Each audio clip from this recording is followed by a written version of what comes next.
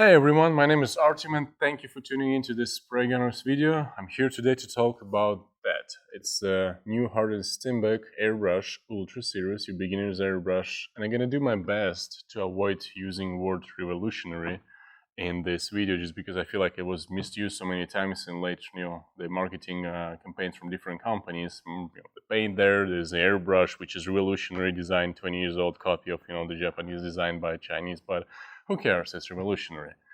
Meanwhile, those guys in Germany, Harder Steenbeck, they celebrating 100 years this year, which is, congrats, guys. And they're just staying there and like, guys, we have this, game-changing airbrush here, but not a big deal. Don't worry about that. We have more ideas like that. So stay tuned. Anyways, let's get into it.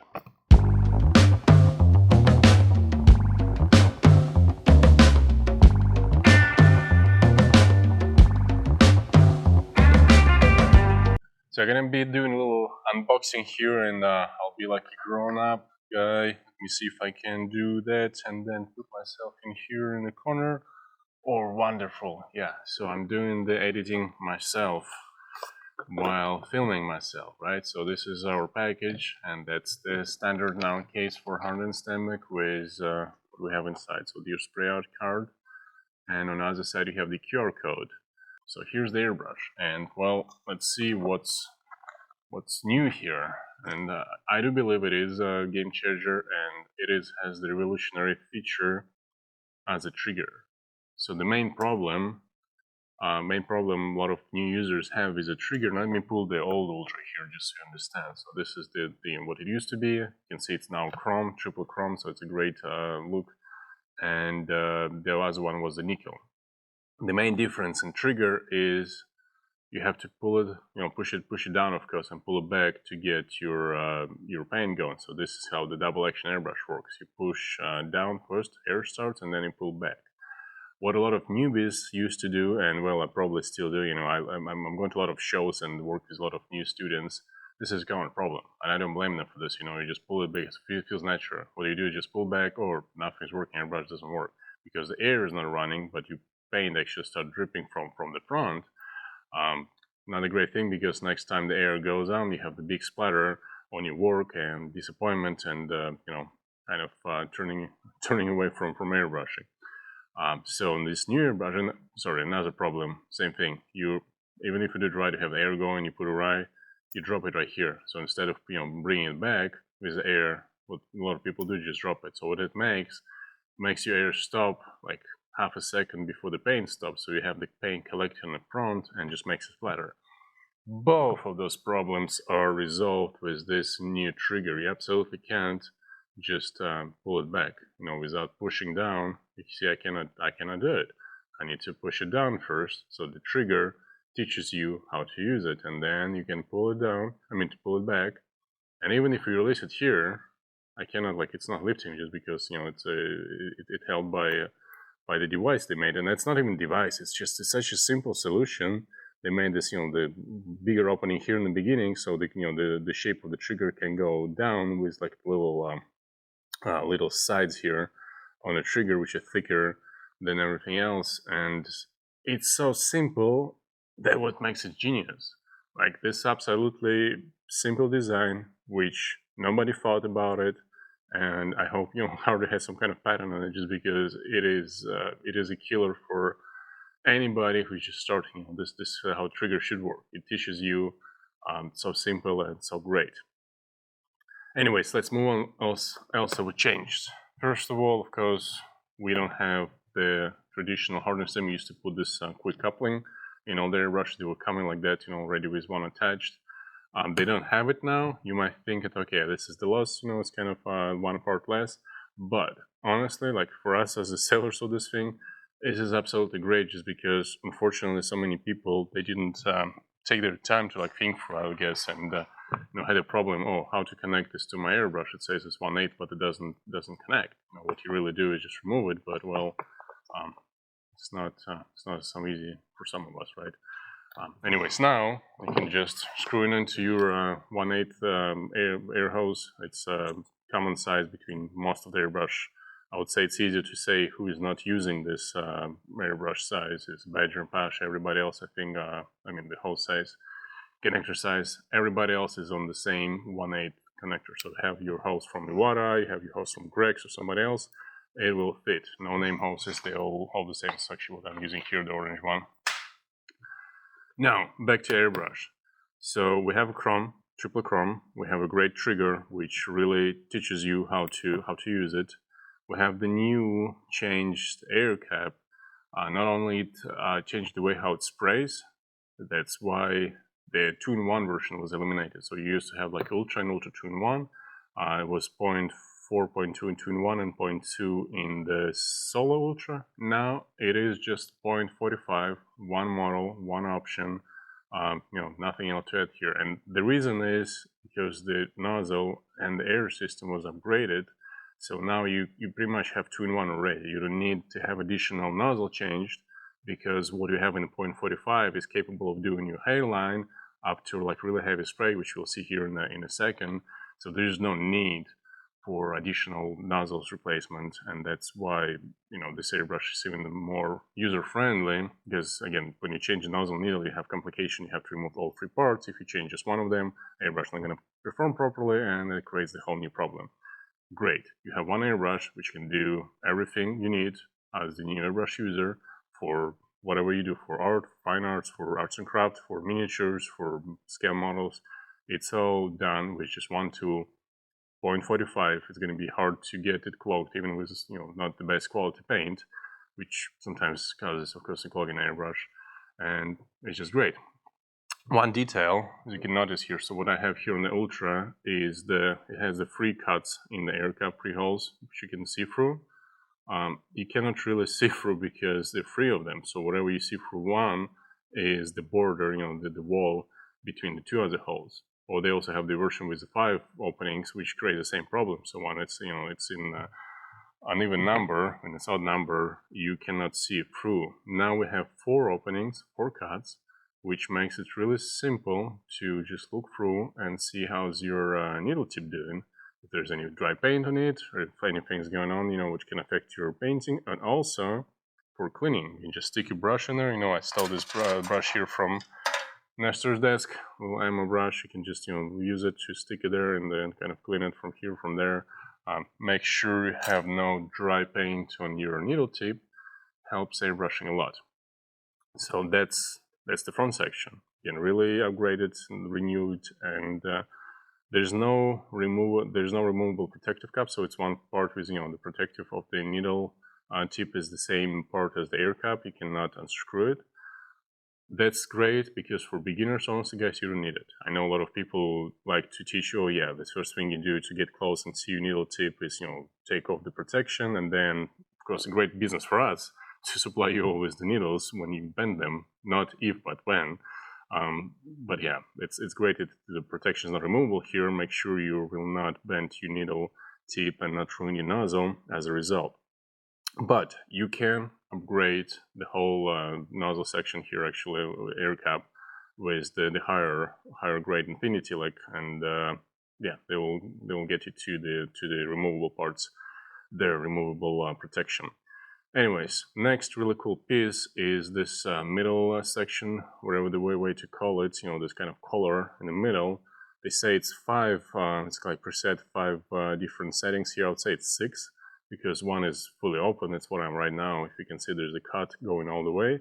So I can press down and pull my trigger back very deep, pretty much. It's going all the way back there.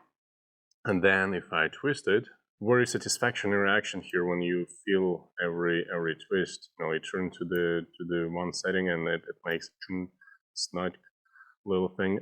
Really great. So we have primer, which of course it was designed as for miniature paints, or for scale models, going to be similar. For artists and somebody's doing Azan and not using really primers, this is your highest controllable output. When I mean limited output, so it's not going all the way. You're not going to ruin your artwork with putting too much paint, but this is going to be your heaviest setting. And then you have base. And then you're moving to the number 3, which is the most limited amount. It's like your detail, your highlights. If you're going back to 2-in-1, there's going to be more and more paint. So I feel like from the fully open, you can go either direction to get controllable 1 to 3 here, or base, prime, 3. It's kind of, you know, your high, medium, low output setting. Feels really great in hands. I mean, airbrush is I always recommend it to consider the old Ultra, which is again here, as the beginner's brush, because it's $90 product for the solo, or 120 for 2-in-1, made in Germany. It's German quality. It's not one of your, you know, Chinese airbrushes which can dissolve in solvent within a month or two of use. And it does the job. It used to do the job pretty good. Now it does it even better, because again, you have to worry about 2-in-1. The price is still great. Right now it's 110 for the solo, of course, but again, this is the upgraded solo, so it's chrome, and it totally worth its wallet, I think. The other thing they changed is then the paint cup. Can't really get it out here, so it's still, there's no threads. It's still the type of the cup which, you know, just you plug it in, you pretty much, you know, stick it in there. But they changed the way the connection is. First of all, it's bigger now, so you can stick the, I don't have a Q-tip here, but that's what made for. You can clean it with a Q-tip really easily, and then it stays, because, you know, from this airbrush, it was a problem for some people. It goes out too easily. You know, it just falls out from there, because this is the drilled hole, and this has some additional technology to it. It feels like it was almost like drilled and twisted. As you know, if you take, you know, a piece of fabric and you twist it, that like the walls of this opening looks. So they definitely did something additional there. The only part I would stayed unchanged, I would say, is the air valve. There's no difference. Let's see if it's gonna fit actually from one to another. So it's chrome.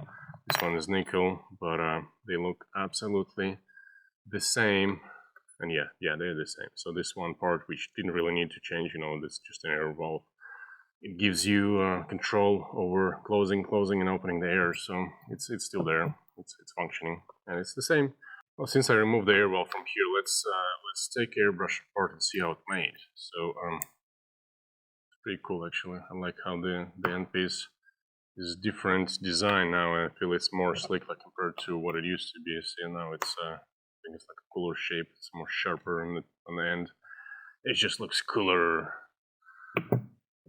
Let's get the needle out. There's one thing to know. If you have a dry paint inside of something, or you use the airbrush and your needle is not going out easily, what you need to do is you need to remove the air cap first and the nozzle. And here you can see clearly somebody already played with this airbrush, because I do have some dry paint in it, and I'm gonna go talk to my team, whoever did it. I mean, it's great news, because this is the first airbrush we have, like a sample.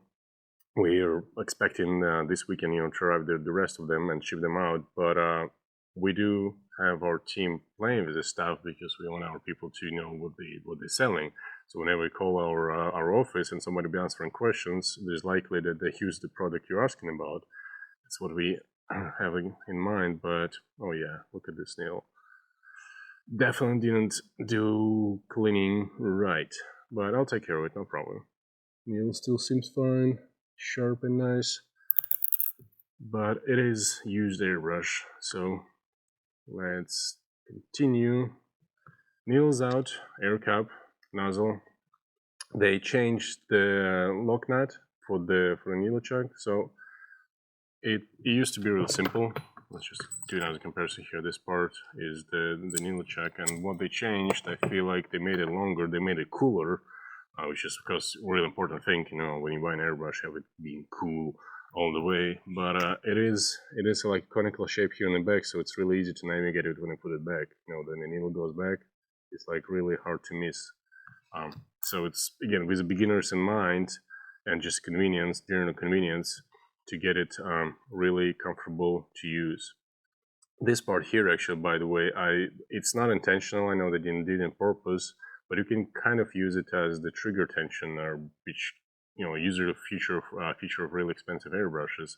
So if I keep it on this, put it back to open setting. If I keep it to this, if I keep it almost open, it makes your trigger pull easier. So you see it just like one turn. Then if you screw it all the way down, it's kind of gives you more of the tension and trigger. Again, not intentional, so don't have to use it, but I kind of find it's functional at somewhat. This is cool, right? So all the parts look great, and that's your needle chuck with those grooves made here on the sides. Look great. Feeling like always, some kind of jewelry piece, but actually this is on purpose here, same as here on the trigger. You have the additional kind of grooves on the sides. That's so when you loop the airbrush, which by the way I don't know how much necessary it is because it feels great without any lubricant in it. But if you do like to loop the airbrush, this makes your lubricant stay there longer because it just gets in those, get trapped in those grooves and kind of continues looping the airbrush constantly. This thing is like absolutely, it's so simple. There's no too many parts here, like really. So this is your little grooves for when you feel this change. So when you turn it and you can feel, you can probably even hear this, like every step it gets this little notch there. But it's simple, but it's great. It's genius because it's so simple. I really love how they made it. That's all the parts pretty much. This is your airbrush second part. You can remove the seal here, but all of that can't really organize it because it keeps on rolling around on my hard surface here. That's it. This is your airbrush. Put it back together. I mean, it's so simple. The only thing else you can remove, and that's the only time you need actually a tool, when you're removing the nozzle seal from there. I mean the needle seal, I'm sorry, needle pipe and seal. So there's the pipe and seal, which you need like a long screwdriver. We sell them, the Harder Steenbeck, they have the screwdriver for it. You get your needle seal. Only deal with it if you have paint coming back towards your trigger section here. So if you have paint coming here, means you probably have the hole in your pipe and seal. That's exactly why I pulled the airbrush from the front, because when I had the paint like this, you see I have the dry paint here. If I'd force it from the back, this dry paint would rip the back and seal and cause the leaking afterwards. So that's why I did it from the front. That's important. But again, just a few parts to put back. It's so simple. We put the nozzle in. Let's just do it so you guys can follow if you took apart yours. Air cap, just screw it in. Now trigger. Make sure it goes the right way. I mean, it's the only way you can really put it, but trigger, you should feel freely there. You put the needle chuck then, and then we'll get a spring, and we have this little lock nut which holds it all together there, the spring nut. And then we can put the needle lock nut on. Just don't tighten it yet because we will still need to put a needle in. We can put it actually at this point, no problema, pretty simple, safe. Oh, you know what, I'm not going to put it because I want to clean it. But generally you would put it in, you'll put this thing, wrong side, you see, made a mistake, but it kind of corrected myself because it was not possible to put it the wrong way.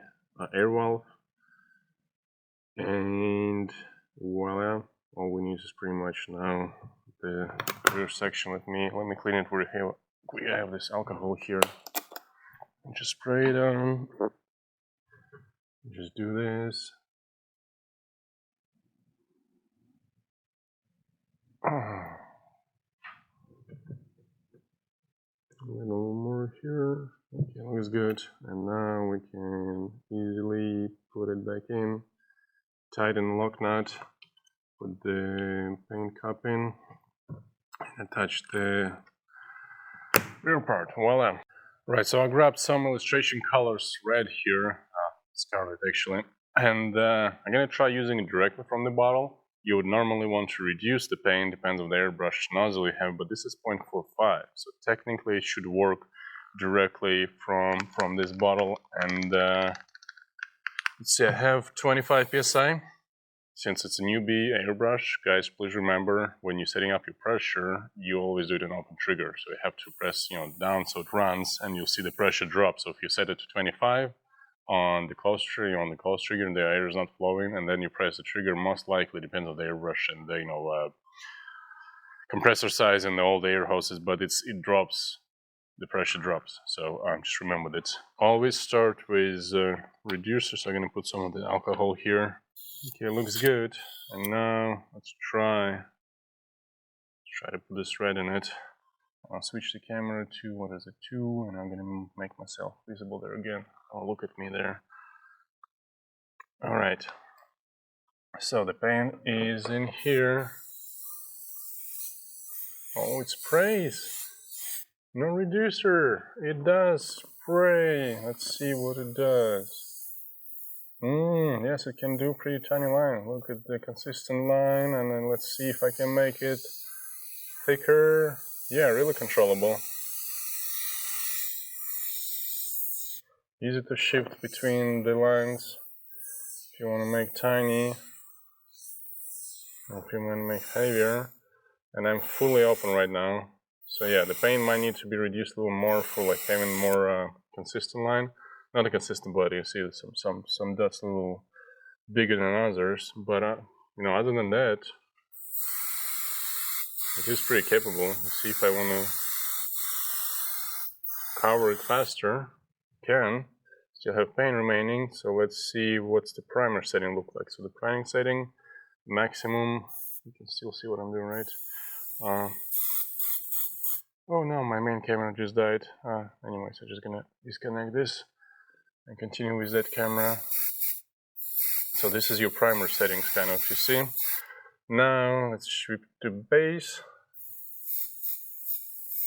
So that's, you see, the smaller, lighter. And then if I shift to number 3, of course it's gonna be like really, let's get closer with this. That creates your highlight more. This is your totally fine line setting when you can. This is the full trigger. I'm just pulling all the way back. You see, it's not getting me in trouble with too much paint put out. So if you want to do, like for art department, if you're an artist, if you want to do something small without causing yourself mistake, this is the setting. Like, look, I can go just doing this, because you can see what kind of an artist I am with this kind of artwork. I'm not. But anyways, let's get this camera back on, and we will finish it. Guys, I'm trying to always be honest with my customers, and with whatever situation is in business. You absolutely cannot do, when we have a paint left in the cup and you want to kind of get it out of there. Not on this airbrush, just, the cup stays really good, but not that good. I just made a mess here. You can see it's kind of paint some dripping from me. I tried to get the rest of the paint out. Didn't really work because the cup just fell out. So please remember not to do this. Other than that, I think, I can't really say I'm impressed with something, or, because I had really high expectation. This is the German airbrush. This is their 100 years, so they were, try to do something really cool to renew their airbrushes. And of course, I saw some videos on it prior to it, so I had my expectations set pretty high. And I'm not surprised, but it is there. I mean, the expectation met. It is a freaking great airbrush.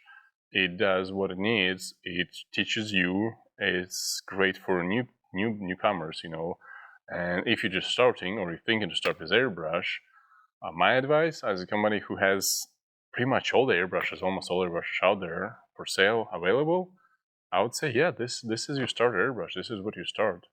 Of course, it's not the cheapest. There's a $20 airbrush you can start with, but it's not going to be teaching you, and it's not going to last you as long as this will, because it's German design again. Everything is, the materials and everything else is really high quality here. But if you have budget for it, and you can save on the compressor, get some cheaper compressor there, put the money in your first airbrush into this Ultra, this is great. I mean, this is it. I feel like we're in trouble because we have still a bunch of those in stock, the older version, but with this in the market now, like, why would you need this? Yeah, it's obsolete. So your first airbrush, guys, right here, Ultra 2024. Thanks for tuning in, and I'll see you in the next one.